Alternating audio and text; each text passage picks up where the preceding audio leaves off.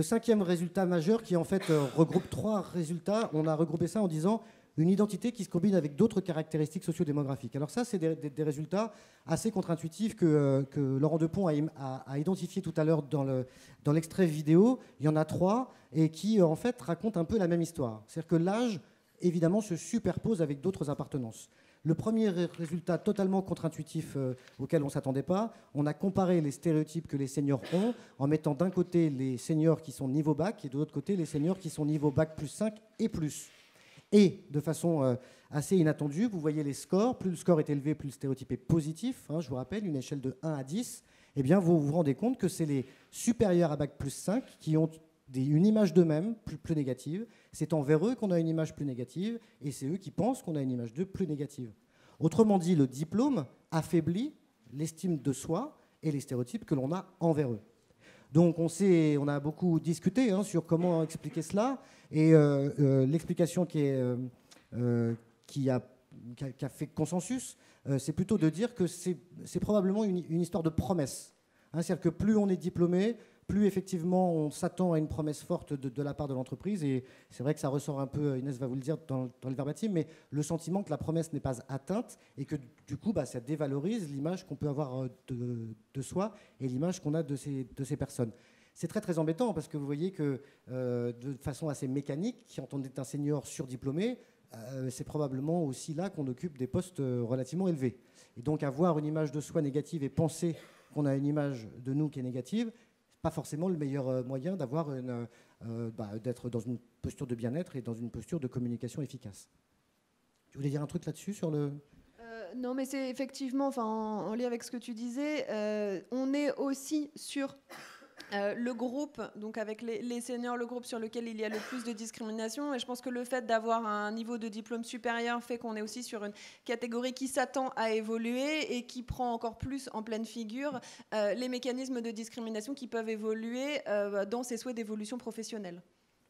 Le deuxième résultat qui nous a semblé intéressant, c'est on pose la question au manager, considérez-vous appartenir à une minorité? Oui, non, je ne souhaite pas répondre à la question. Si oui, laquelle? Avec une liste. Et on a regroupé, c'est pas très nombreux, mais on a regroupé tous ceux qui déclarent appartenir à une minorité. Et on a comparé ceux qui disent appartenir à une minorité avec donc les oui, avec les non, selon les générations et selon les 2 niveaux de stéréotypes, auto et hétéro. Et ce que vous voyez, c'est qu'en rouge, les stéréotypes les plus faibles, eh bien, vous vous rendez compte que le fait d'appartenir à une minorité impacte négativement l'image de soi et l'image que l'on a seulement des X et des seniors. Donc en termes d'autostéréotypes, ce que ça veut dire, ça signifie, et c'est plutôt un résultat que je trouve optimiste, ça signifie que pour un Y, déclarer appartenir à une minorité est beaucoup plus facile à vivre, et en tout cas est beaucoup moins une source d'estime de soi négative que de déclarer appartenir à une minorité quand on est X ou senior.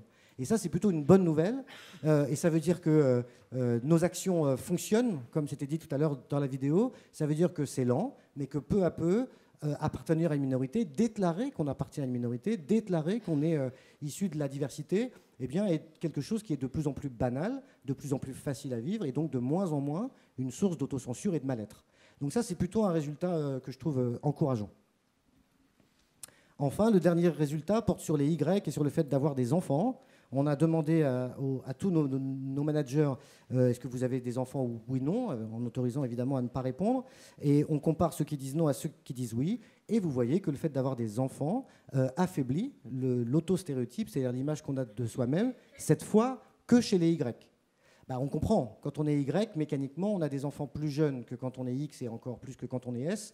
Et donc, le fait d'être Y avec des enfants, eh bien, ça veut dire qu'on est un peu dans une double peine. C'est-à-dire qu'on va intérioriser un stéréotype qu'on pense existant sur nous en tant que parents de jeunes enfants. Donc, ça veut dire pas disponible, donc ça veut dire qu'il doit partir tôt, donc ça veut dire qu'il y a des contraintes d'équilibre des temps de vie.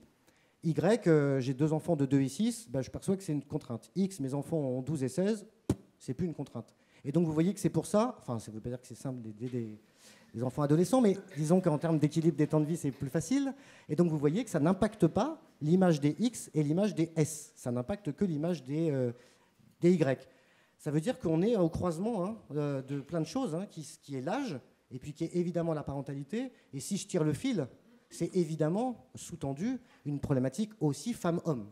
Oui, quand on connaît la différence de... On avait eu exactement le même effet de la variable avoir des enfants dans le programme Stéréotypes et genre sur les femmes qui déclaraient avoir des enfants. Elles avaient des autostéréotypes plus négatifs et elles avaient aussi des hétérostéréotypes plus négatifs.